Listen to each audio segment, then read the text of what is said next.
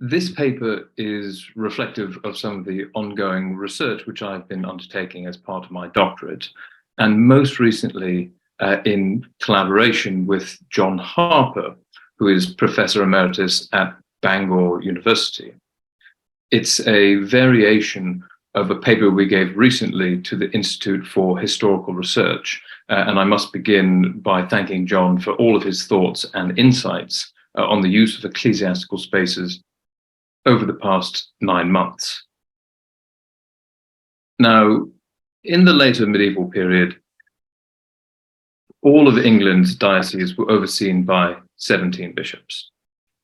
Amongst these, the Bishop of Durham stood out. As with the others, he oversaw the ecclesiastical administration of his diocese, governing the clergy. He held extensive lands and properties, providing a vast income exceeded by only one other bishop, the Bishop of Winchester.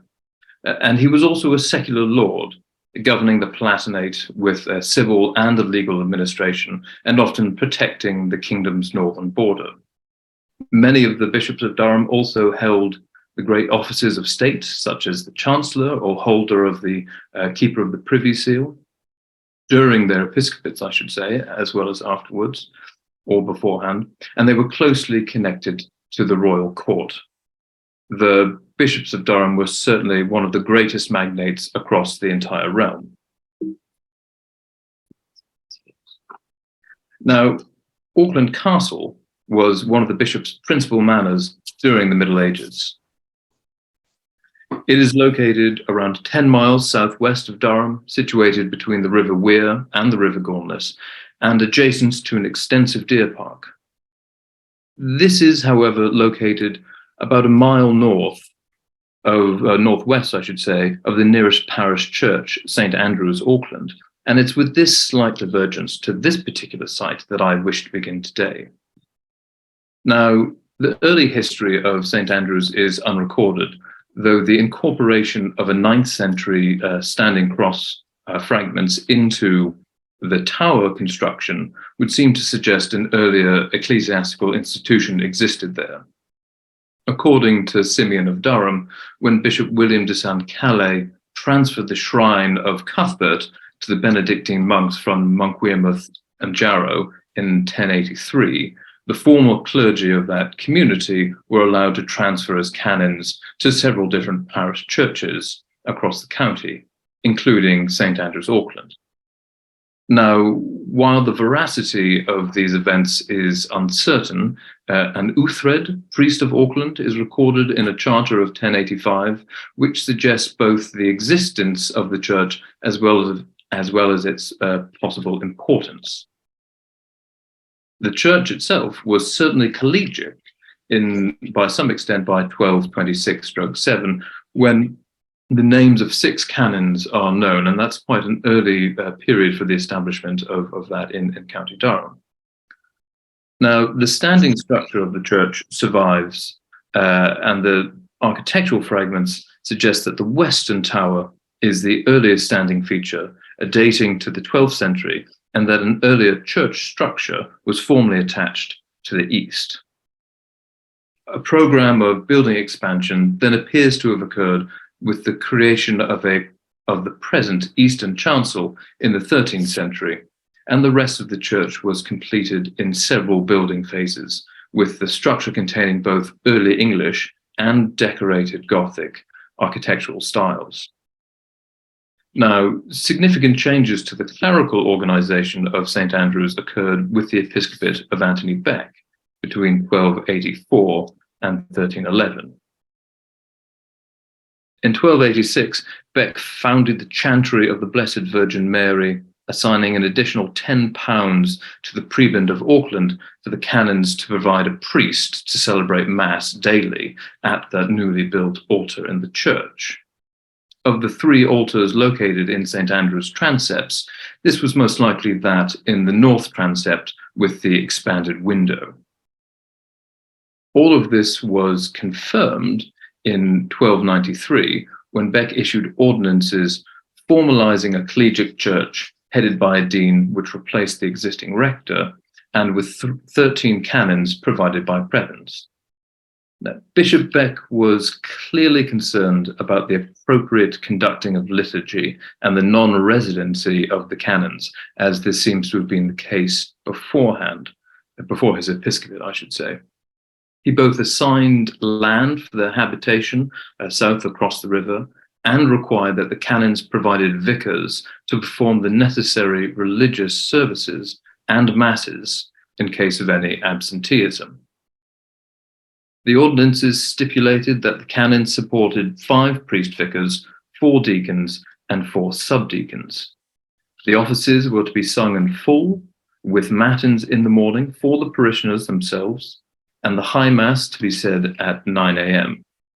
Interestingly, the liturgical use of York or Sarum at Salisbury was allowed, and the seating in the church followed that of a monastic cathedral, with the bishop reserving the first stall to the south and the dean the first stall to the north. Now, while the main duties of the canons, or their vicars, shall we say, were in St. Andrew's Church itself, the ordinances also required that a priest be provided to celebrate Mass daily at the bishop's chapel in his manor, that is to say, at Auckland Castle. Now, the earliest direct sources and extant structures at the castle site date back to the late 12th century, and the complex expanded through subsequent centuries, with bishops repeatedly residing there, maintaining architectural investment, while other estates and manors declined in use. And interestingly, one of the key periods of expansion occurred during the episcopate of Anthony Beck, already mentioned. The Gesta Episcoporum Denuntium notes that Beck built the manor at Auckland with the chapel and most sumptuous chamber, with the chapel itself served by chaplains funded by an appropriation of income from the parish church of Morpeth in Northumberland. As the historical and architectural record indicates that the episcopal residence at Auckland certainly predated the late 13th century, with hall, culinary facilities, and a chapel, it is perhaps more fitting to interpret this entry as reflecting a significant expansion of the complex, rather than a complete foundation. Evidence does, however, point to Bishop Beck building a new chapel at the manor at Auckland. As recently highlighted by John Castling, between 1299 and 1301, the bishop gave 100 acres to John Mason, master of the works of the bishop's chapel at Auckland. A further payment is recorded in 1308, giving to Galfried, the senior officer of Auckland, £148 per tally stick for the building of the chapel at the castle, though unfortunately no total of the tally sticks survives. This suggests that work was either still ongoing at this date in 1308 or had just been completed. Though it is uncertain how early in Beck's episcopate construction on the new chapel was begun, it is clear that the structure was complete by 1337, when repairs are noted. From this point onwards, the building accounts and receipts of repairs for Auckland Castle survive in the historical record and indicate 2 chapel spaces.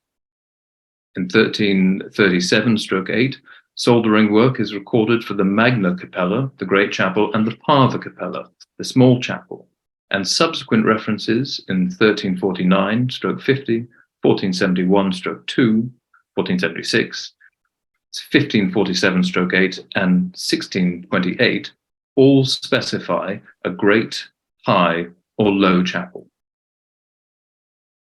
It is not until 1634, however, with the description of Sir William Brereton when visiting the bishop's palace, that an explicit reference is made to 2 chapels, belonging hereunto one over the other.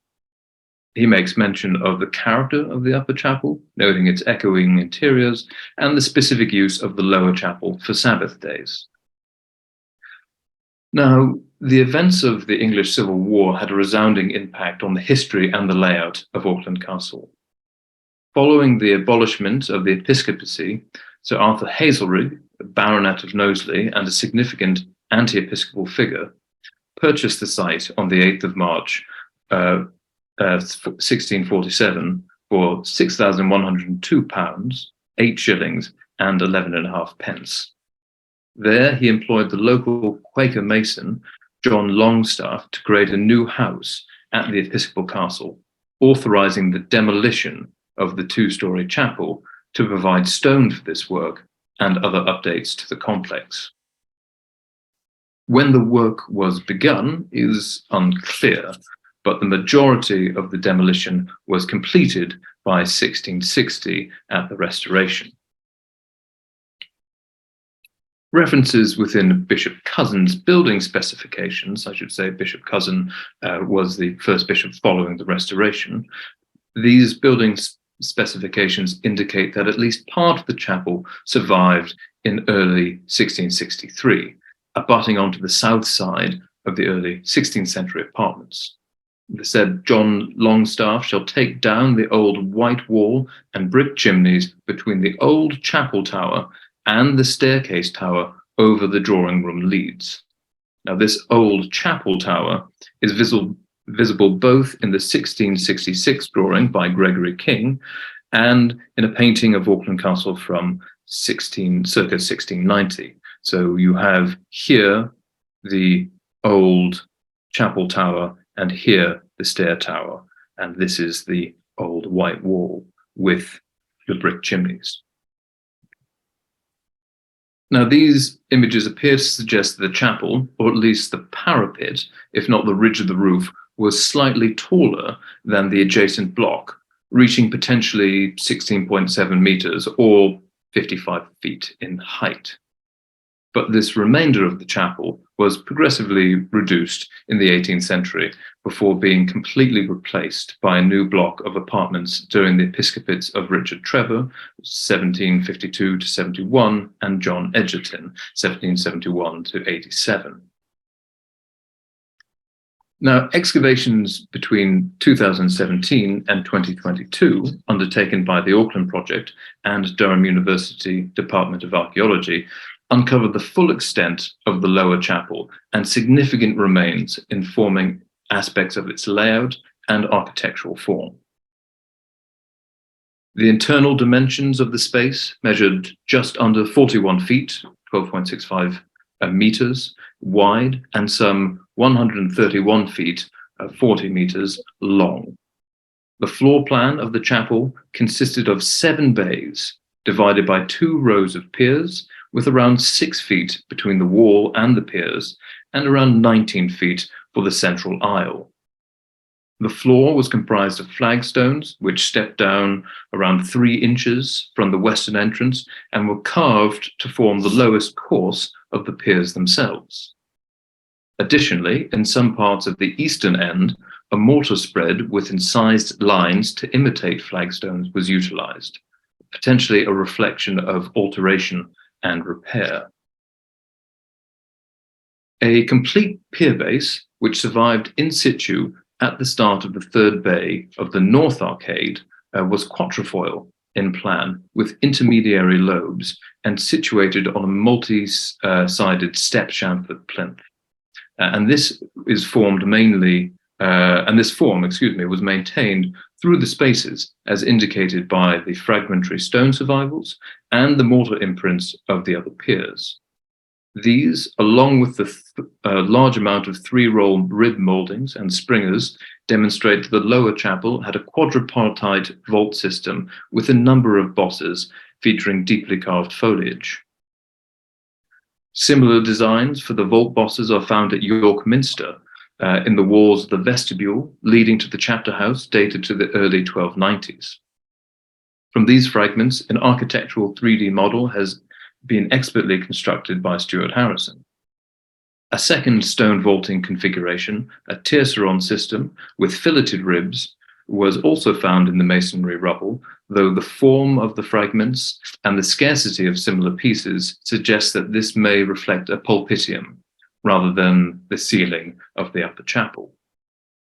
Both types of moulding were repaired with plaster during the life of the chapel, the surfaces formed to match the rib and fillet forms, and the vault cells of the lower chapel also appear to have been plastered due to the large amounts found during the excavations still flat and with the profiles for the mortar grooves.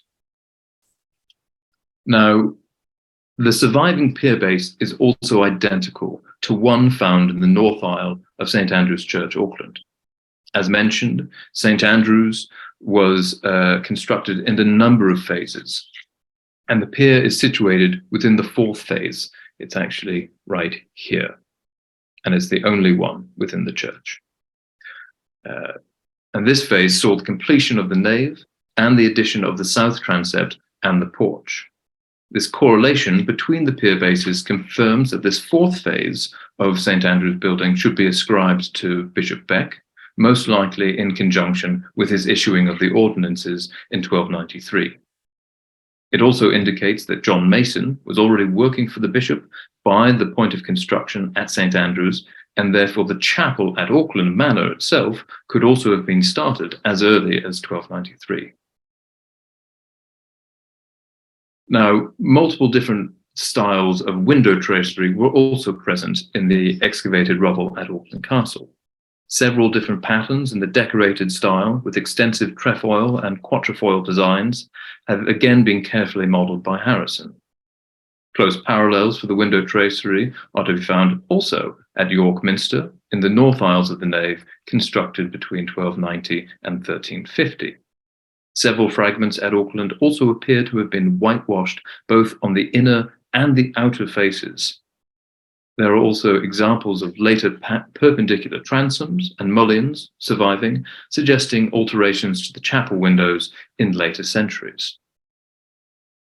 Now, the west end of the chapel consisted of two polygonal towers with two buttresses either side of the central doorway. This door measured 1.9 meters wide, so not particularly wide at all, single door in many respects. The north tower retained the lower foundation core of an internal spiral stair ascending clockwise, while the south tower lacked evidence of a stair, instead appearing to contain a room. Both north and south of the pier responds, the western wall stepped back, providing about 1 meter, providing a ledge to the interiors of the towers. So that would be from here in that direction and from about there in that direction. Now, abutting onto or incorporated into the exterior western buttresses was a porch which extended west around 9 meters. This was formed of 3 bay open arcades to the north and the south with a vaulted ceiling.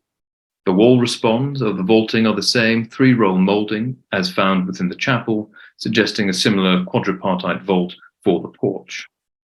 The western end of the porch formerly had 2 sets of steps to the north and south side, which abutted onto the curtain wall and led to an upper level of the porch and then presumably into the chapel. In its initial construction, the chapel was originally freestanding from the great chamber and the domestic buildings built by Beck to the north. This is indicated by a shallow ditch, which was dug around the perimeter of the chapel, with the 2 termini just north and south of the porch itself. This was a short-lived feature, most likely created to address issues with drainage around the semi-subterranean lower chapel, and suggests that a wooden penthouse structure initially provided access to the upper chapel's east end. Whatever arrangement existed was replaced by a stone lodging block by 1422, which utilized and incorporated the eastern 2 northern chapel buttresses into its east and west walls. It set the parameters by that structure.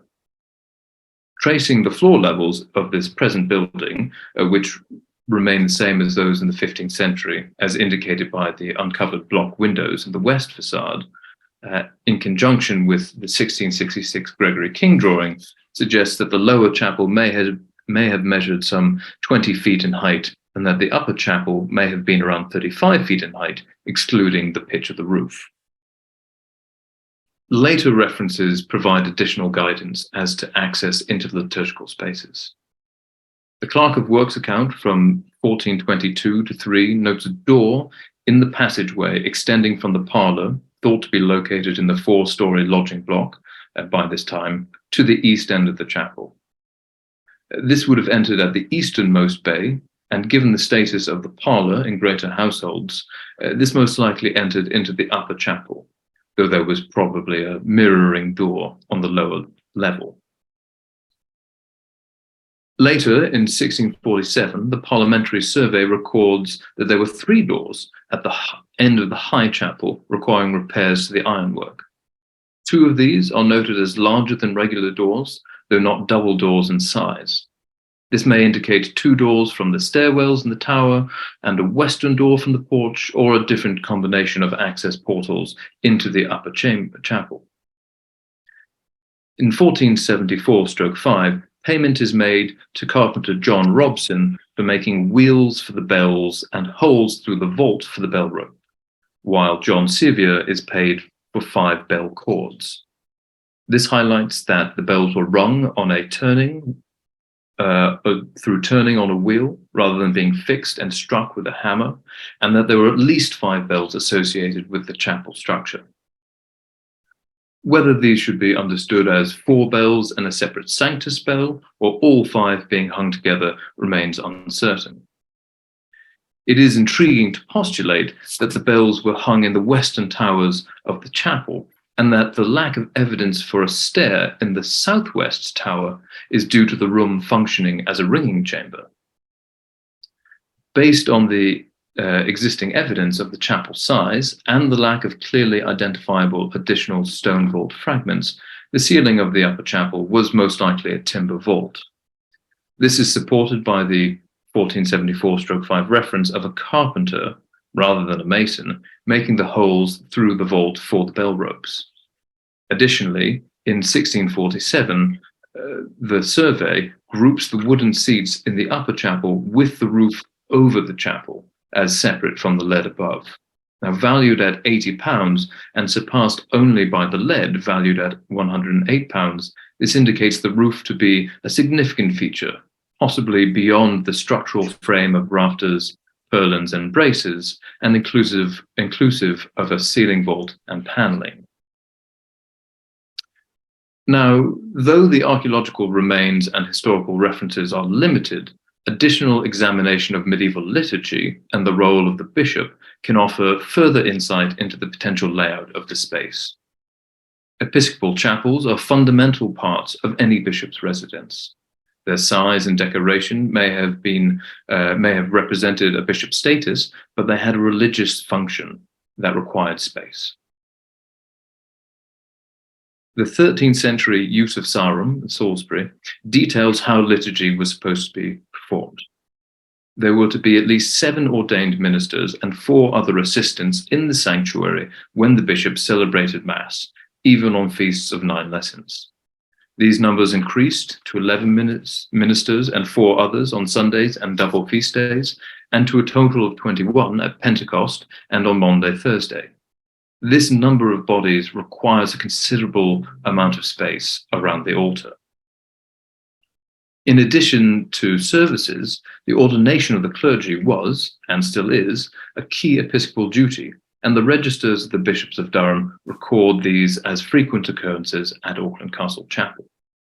For instance, during the episcopate of Thomas Langley, between 1410 and 1437, 233 clergy were ordained in the chapel on 26 different occasions. The most extensive, however, occurred on the 20th of December 1337, when Bishop Richard de Bury ordained at least 99 clergy in a single service. The space for this many individuals, and probably more in one seating, was therefore available at the chapel in Auckland. Now, John Harper has noted that Auckland was only 9 feet smaller than the choir and the presbytery at Salisbury Cathedral, though it was 9 feet wider at the ground floor. As the lodging block linked with the chapel in its easternmost bay, the door noted in 1422/3 would have been situated here. It is unlikely, however, that the bishop would have stepped directly onto the dais, so the altar itself may have been forward from the east wall. It's important to recognize that in cathedrals, All episcopal rites took place in the presbytery, and the nave only being a space to travel through to get to other parts of the church. A bishop's chapel, being a private space as opposed to a parish church, did not need to provide for pilgrims or parochial congregations, and therefore did not require a space to be designated as a nave. It would, however, have contained 3 steps approaching the altar, the lowest for the subdeacon, the second for the deacon, and the top for the priest celebrating Mass, as this is a key feature of the medieval ecclesiastical architecture. Though the space would not have been accessible by local residents of Bishop Auckland, there was an extensive household at the castle which needed to be catered for. Medieval bishops retained an administrative staff with a range of officials filled by clerks who were responsible for managing diocesan affairs and organization. Additionally, there were dedicated ecclesiastical attendants of chaplains and clerks, as well as secular posts of marshals, stewards, bailiffs, keeper of the hounds, etc. This is to say nothing of the grooms, pages, valets, and attendants supporting the higher offices of the household. Now, for instance, Ralph of Shrewsbury, Bishop of Bath and Wells, is recorded as having a household of 119 in 1337-8. As one of the most significant churchmen and nobles in the kingdom, the Bishop of Durham would have been accompanied by an even greater number, and Bishop Beck himself is noted as having a retinue of 140 knights, though this is unlikely to refer to his immediate household. Although the totality of the episcopal household would not have constantly travelled with the bishop, as a favoured residence, Auckland Castle would have needed to accommodate the large numbers of a complete retinue and the chapel to offer appropriate spiritual provisions. Now, the lower chapel was clearly also a liturgical space, as indicated by the well-formed piers with stone vaulting and their practical spacing creating a central aisle.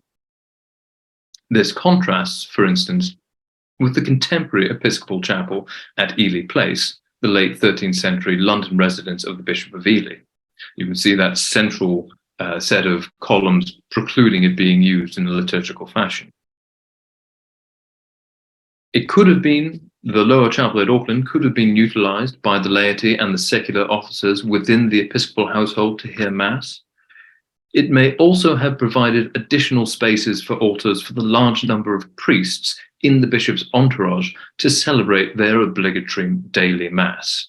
And this is something that can be achieved essentially on a rota, with priests moving through on the different altars.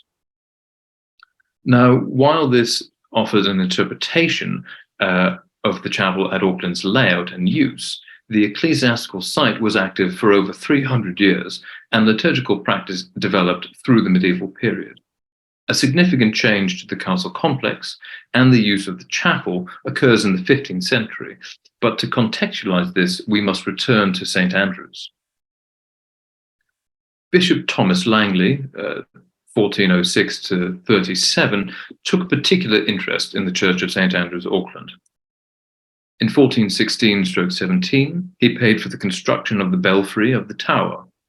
The raising of the chancel walls and the addition of the clerestory seem likely to have also been part of these building works.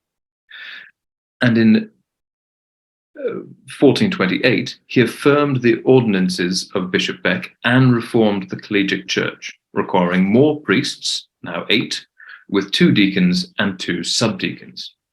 He also provided a new set of choir stalls, the majority of which still survive, with one bearing his coat of arms. As with Beck, Langley insisted on the provision of vicars for conducting the daily Mass and offices. As noted earlier, Beck had given land for the housing of the canons, or rather their vicars, in 1293, with the space assigned to the south across the River Wear for the building of new dwellings. Though the full extent of the site is unclear, having been extensively redeveloped, and you can see an east and west deanery are mentioned on the 1857 Ordnance Survey map, a medieval north-south oriented 2-story wing does survive. Consisting of a barrel vaulted ceiling on the ground floor, The upper level was divided into two by a central stair passage with 4 garderobes and 2 fireplaces, all on the west wall. A surviving shouldered archway argues for the initial construction at the end of the 13th century, in keeping with the date of the ordinance in 1293.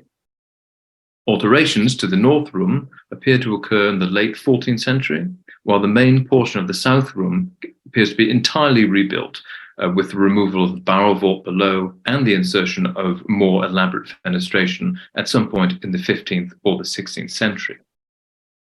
Now, a document from April 1432 notes that between 1415 and 1431, £299, 5 shillings and 2 pence had been spent on the deanery site as a whole, and lists 4 gates, 2 with chambers above, a 2-story loft structure, a hall, a principal chamber, a brewhouse, and an aqueduct as existing there.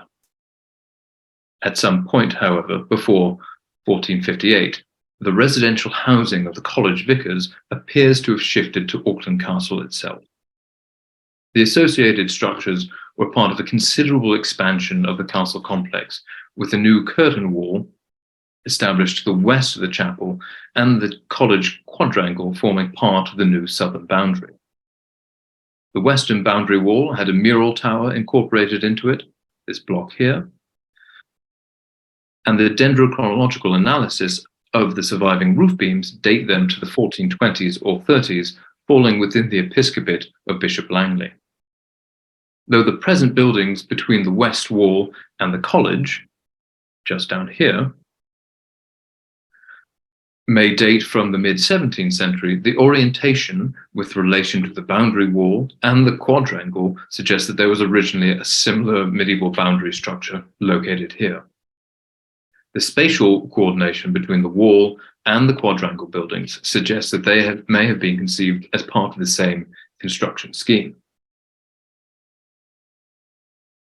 Now, the college buildings at the castle have undergone significant alteration and demolition over the centuries. Only 3 of the 4 sides of the quadrangle survive, the west being demolished between 1920 and 1939. Structurally, it contains 2 floors. It contains 2 floors with fireplaces located on the south wall on both levels. An east-west passageway through the range previously existed just north of the ground floor room. While the south face of the north range has been heavily altered, the north face retains a large number of medieval features. A pointed medieval doorway with hood mould was centrally located within the range. To the west was a medieval loop window and a double-height square-headed window, while on the east was a square-headed window with cusp lights, located high in the wall. And this corresponds with a circa 1660 drawing and suggests a central passageway flanked by 2 full-height chambers either side. The east range is divided into 2 sections on the ground floor by a passageway leading out of the quadrangle. The north section appears only to be accessed through a segmental door from the north range. The north wall contained a square 4-light window with cusp heads on the ground floor and another window in the wall above, indicating that the range was originally 2 floors. A 4-pointed arch fireplace was located in the ground floor east wall. The south portion of the east range had only 1 doorway in the west face, and the interiors have been significantly altered, precluding further analysis. It is clear, however, that there was no internal access to the south range. The most crucial feature of the east range, however, is that the east-west passageway directly aligns with the central access of the great chapel to the east. The south range was divided into 2 by a central archway with a room above containing a fireplace in the east wall and a window. A pointed medieval doorway in the north wall appears to have been the sole point of access into the east portion, which was centrally divided on the ground floor, and evidence survives of an internal stairwell and large window in the upper floor of the north wall. The west of the archway, the block lacks clearly identifiable surviving medieval internal divisions, and the north wall contained 3 windows on the first floor and 1 ground floor door adjacent to the former west range. The south face is depicted in the mid-17th century with a central door flanked by windows and 3 more on the first floor, but whether this reflects a medieval layout is uncertain. Documentary evidence of the college records in 1458-9 a storehouse for coals and wood, and in 1470 a kitchen with a chimney, a new oven, a study, and 2 beds for the boys of Lord Fitzhugh and Lord Lovell. Lawrence Booth, Bishop of Durham from 1457 to 76, is recorded as paying for the stone gates of the college and the buildings either side, which may indicate the completion of the south range or another gate structure. The 1499 inventory highlights the furnishings and equipment of a common hall, a kitchen, and a brewhouse, as well as noting 8 standing beds and 43 different book titles. Though there is no direct association of the listed spaces with the standing structures, some identification can be postulated. Given the layout, the north range may have held the hall and the kitchen, with the through passage, high ceiling, and tracery windows. The northern east range, with window and fireplace, may represent a parlour space leading to the high end of the hall, as the southern eastern range, with only 1 access point, is listed as the kiln in the 1660s drawing. It is tempting to identify it as the location of the brewery, the associated heating infrastructure remaining in place over the subsequent 150 years. And it is worth concluding by returning to a final point about the chapel in this later period. From the end of the 15th century or the beginning of the 16th century, it is clear that there were choir stalls in the upper chapel. The woodwork was created by the Trans-Pennine group of carvers active in Ripon, Manchester, and Beverley, and the work at Auckland also utilised imagery from continental prints for the design of the misericords. Tracy dates the seat stylistically to the end of the 15th century, though the stall ends bear the arms of Thomas Ruthell, Bishop of Durham from 1509 to 1523. In 1547-8, these were removed to the Tunstall Chapel at Durham Castle, ensuring their survival. The upper chapel, however, did maintain some sort of wooden seating, as indicated by its valuation in the 1647 survey, along with the timbers of the roof. And in the same survey, the lower chapel is noted as having wainscoted seats, perhaps suggesting that both chapels should be interpreted as containing choir stalls. A brief concluding note on the years ahead of the Reformation is worthwhile. During the episcopate of Bishop Richard Fox, 1494 to 1501, further changes occurred to the College of St. Andrews. These included the introduction of new liturgical posts, such as the precentor, and the allocation of funds to support 6 boys. This represents a notable reorganization of college membership, suggesting the existence of a collegiate choral foundation.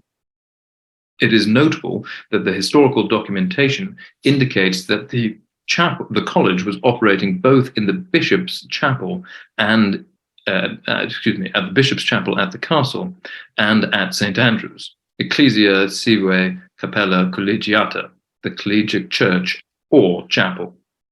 And I conclude with the questions posed by John Harper in our discussions. How then did this collegiate choral foundation operate within the bishop's chapel? Did they sing in the upper chapel, utilizing the stalls later moved to Durham? Would the stalls have been west of the chancel step? Or, as there was limited episcopal rights and limited occupation of the castle by different bishops like Fox, would the stalls have been further east, close to the presbytery step? Or was the collegiate foundation allocated the lower chapel? Would the stalls have been in the west to enable a larger presbytery? or would they have been closer to the main altar, accommodating the expansive episcopal household and leaving space for additional altars? Could there have been a liturgical distinction for the use of the upper and the lower chapels, dependent on the importance of the feast day and the presence of the bishop? This, along with many other questions regarding the Bishop's Chapel and the development of Auckland Castle as a whole, remain open and primed for further research. Thank you. Thank you very much. This is the awkward bit where you have to accept a virtual round of applause there. Thank you very much, Andrew. That was absolutely marvelous. What really struck me is the sheer range of evidence that you're bringing to bear on understanding this building, the use of the archaeological evidence, the architectural evidence, the written evidence, the topographic imagery.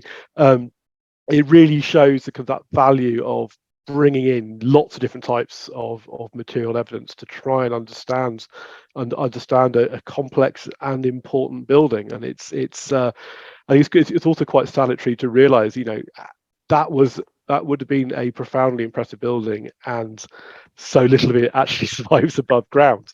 It's a little bit disconcerting. So I'd like to ask anyone if they've got any questions, and I know there's lots of people here. If they could just pop them into chat, and I can convey them to Andrew. And if I don't get any questions, I will pick on people, because I know there's people here who know quite a lot about these kind of things. So just give people a moment to pop any questions down. Okay, brilliant. We've got a question from John Castling, who got name checked earlier on. John says, you mentioned Stuart Harrison's reconstruction of the pulpitum. Do you have any thoughts as to where it might have been located and how that would have influenced the use of space? So I think that is, again, probably dictated by the approach to the stalls. And it's also a question of the role of pulpitium. It is potential that the vaulting could be changed. It's possible to have different types of vaulting structures in the same sort of run. It's very difficult to say from the fragments. I think what we should probably imagine is that it is slightly further west, because you're going to need a large amount of space east of it in order to have the seating for all of those ordinations. You can imagine that with an ordination of 99, they are there through the whole of it, and they all need space to stand, stroke, sit, and you'll probably have double people, so you may have almost 200 people trying to get into the upper chapel at that stage. So I think we should be imagining it slightly farther west, potentially near the sort of center of the chapel, but it's very difficult to say. It's sort of a mixture of exploration based on the later stalls that we know are existing and essentially projecting them potentially onto the chapel spaces. Thanks very much. The next question is from Peter Ryder. Peter says, one later 17th century drawing that I've seen shows two octagonal towers surviving. Were these the west tower of the chapel, and how much longer did they survive? So I think, Peter, are you referring to the that 1660s drawing that has the very strange angles, and I used the portion of it for the college, is that right?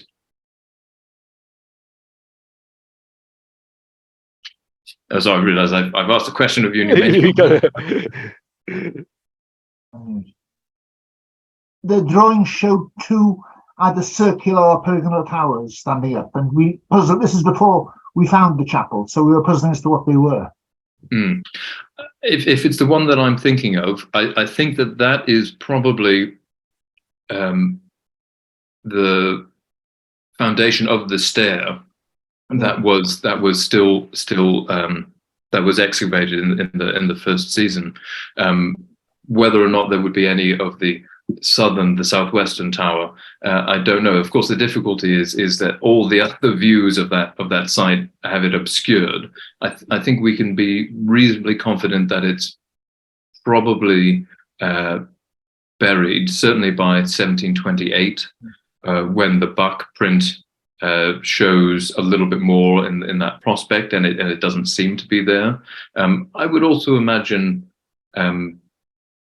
Bishop Cousin, in the way that he's approaching things, would want to try to create a slightly more tidy use. But interestingly, and this is something again that's come in some of the discussions, that they do seem to be using, or Cousin is still using, the stonework from the chapel in the construction of other buildings in Bishop Auckland. Again, John Castling pointed this out when I was up last, that in the western wall of the almshouses, which is just outside the castle gates, there is a piece of window tracery that's a window jamb, I should say, that's been utilized in the wall. So there's clearly large amounts of stone that's still kicking around in the 1660s, and I wonder if King is being very